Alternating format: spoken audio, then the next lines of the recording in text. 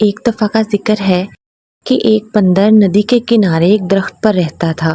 بندر اکیلا تھا کیونکہ اس کا کوئی دوست یا خاندان نہیں تھا، لیکن وہ خوش اور مطمئن تھا۔ درخت نے اسے کھانے کے لیے کافی میٹھا جامن کا پھل دیا۔ اس نے اسے دھوپ سے سایہ اور بارش سے پناہ بھی دی۔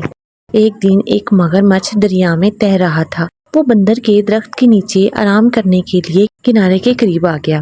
ہائے، بندر نے پکارا، جو ایک دوستانہ برتاؤ کرنے والا جانور تھا۔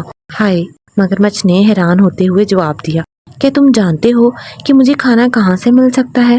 اس نے پوچھا، میں نے سارا دن کچھ بھی نہیں کھایا اور میں بہت بھوکا ہوں۔ اب آپ سوچ رہے ہوں گے کہ مگرمچھ کو تو بندر کو کھا جانا چاہیے، لیکن یہ بڑا ہی شفیق اور شریف مگرمچھ تھا اور یہ خیال کبھی اس کے دماغ میں آیا ہی نہیں۔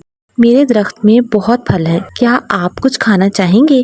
بندر نے کہا، جو خود بھی بہت مہربان تھا۔ اس نے جامن کا کچھ پھل مگرمچھ کی طرف نیچے پھینک دیا۔ مگرمچھ اتنا بھوکا تھا کہ اس نے تمام جامن کھا لیے۔ حالانکہ مگرمچھ عام طور پر پھل نہیں کھاتے تھے، اسے میٹھا میٹھا پھل بہت پسند آیا اور گلابی گودے نے اس کی زبان کو جامنی بنا دیا۔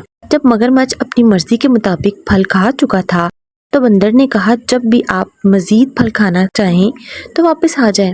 جلد ہی مگرمچھ ہر روز بندر کے پاس آتا تھا۔ دونوں جانور اچھے دوست بن گئے۔ وہ باتیں کرتے، ایک دوسرے کو کہانیاں سناتے اور بہت سے میٹھے میٹھے جامن ایک ساتھ کھاتے۔ ایک دن مگرمچھ نے بندر کو اپنی بیوی اور خاندان کے بارے میں بتایا۔ بندر نے کہا، آج واپس جاتے وقت اپنی بیوی کے لیے بھی کچھ پھل ساتھ لے جانا۔ مگرمچھ کی بیوی کو جامن بہت پسند آئے۔ اس نے پہلے کبھی اتنی میٹھی چیز نہیں کھائی، لیکن وہ اپنے شوہر کی طرح مہربان اور نرم مزاج ہرگز نہیں تھی۔ اس نے اپنے شوہر سے کہا، تصور کیجئے کہ بندر جب یہ جامن روزانہ کھاتا ہے تو اس کا ذائقہ کتنا میٹھا ہوگا۔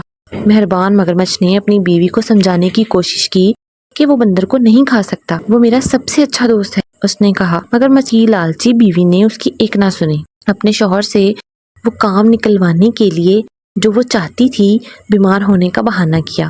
میں مر رہی ہوں اور صرف ایک پیارے بندر کا دل ہی مجھے ٹھیک کر سکتا ہے، اس نے اپنے شوہر کو کہا۔ اگر تم مجھ سے محبت کرتے ہو تو تم اپنے دوست بندر کو پکڑو گے اور مجھے اس کا دل کھانے دو گے۔ بیچارے مگرمچھ کو سمجھ نہیں آ رہی تھی کہ وہ کیا کرے۔ وہ اپنے دوست کو کھانا نہیں چاہتا تھا، لیکن وہ اپنی بیوی کو مرنے بھی نہیں دے سکتا تھا۔ آخرکار اس نے فیصلہ کیا کہ اسے کیا کرنا ہے، اور اگلی بار جب وہ بندر کے پاس گیا تو اس نے کہا کہ وہ اس کی بیوی سے ملنے آئے، کیونکہ وہ جامن کے خوبصورت پھل کے لیے ذاتی طور پر اس کا شکریہ ادا کرنا چاہتی تھی۔ بندر خوش ہوا، لیکن کہا کہ وہ نہیں جا سکتا کیونکہ وہ تیرنا نہیں جانتا۔ اس کی فکر نہ کرو، مگرمچھ نے کہا، میں تمہیں اپنی پیٹھ پر لے جاؤں گا۔ بندر راضی ہو گیا اور مگرمچھ کی پیٹھ پر کود کر بیٹھ گیا۔ چنانچہ دونوں دوست گہرے چوڑے دریا میں چلے گئے۔ جب وہ کنارے اور جامن کے درخت سے بہت دور پہنچے تو مگرمچھ نے کہا، مجھے بہت افسوس ہے، لیکن میری بیوی بہت بیمار ہے اور کہتی ہے کہ بندر کا دل ہی اس کا علاج ہے۔ مجھے ڈر ہے مجھے تمہیں مارنا پڑے گا، حالانکہ میں ہماری باتوں کو ہمیشہ یاد کروں گا۔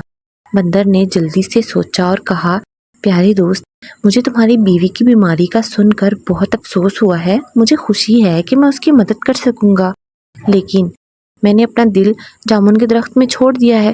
کیا آپ کو لگتا ہے کہ ہم واپس جا سکتے ہیں تاکہ میں اسے واپس لے آؤں؟ مگرمچھ نے بندر کی بات مان لی۔ وہ مڑا اور تیزی سے تیر کر جامن کے درخت کی طرف چلا گیا۔ بندر اس کی پیٹھ سے چھلانگ لگا کر اپنے درخت کے اوپر چڑھ گیا۔ میں نے سوچا کہ آپ میرے دوست ہیں، اس نے کہا، کہ تم نہیں جانتے کہ ہم اپنے دل کو اپنے اندر رکھتے ہیں؟ پھر میں کبھی تم پر بھروسہ نہیں کروں گا اور نہ ہی تمہیں اپنے درخت کا پھل دوں گا۔ چلے جاؤ اور واپس نہ آنا۔ مگرمچھ نے اپنے آپ کو بہت ہی بے وقوف محسوس کیا۔ اس نے ایک دوست اور اچھے میٹھے پھل کی فراہمی کھو دی تھی۔ بندر نے خود کو بچا لیا تھا کیونکہ اس نے جلدی سوچ سے کام لیا تھا۔ اس دن سے اس نے پھر کبھی بھی مگرمچھوں پر بھروسہ نہیں کیا۔